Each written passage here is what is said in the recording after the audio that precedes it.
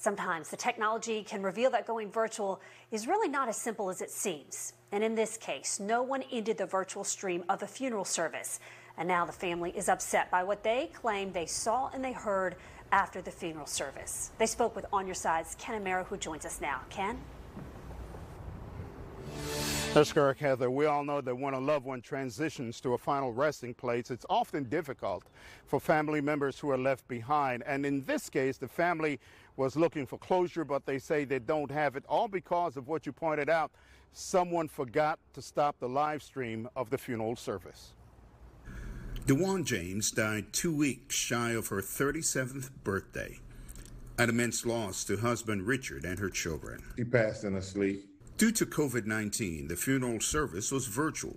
James says they all left feeling there was closure. Here, I left the funeral, the service, thinking everything was ended. But it wasn't. We got a phone call from my pastor stating that when the video was still showing on YouTube, the video stream was still streaming and the microphone was still on.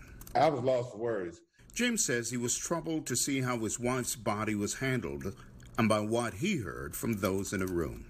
One statement was made that she was really heavy, and a gentleman walked up and stood over top of her and said, "Who's this? She's cute.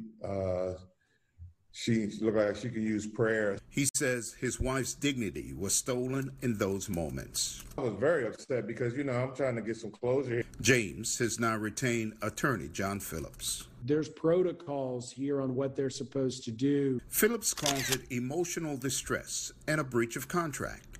He says he has put the funeral home on notice. The whole purpose is closure and dignity, right? That's what they're selling, is dignity. And they didn't give that. On Your Side reached out to the funeral home for comment. We were told, "We've apologized. Our intent then and now is to serve the family with respect. Any further comment would have to come from our attorney." And I don't want to see anybody else have to go through this. Now, I reached out to the Department of Financial Services and was told that Florida law provides that all remains at all times must have respect and dignity, and they will be glad to look into this particular situation. Attorney Phillips told me that his client will now file a formal complaint. Back to you. Wow, so unfortunate for that family to have to go through that heartbreak. Ken, thank you.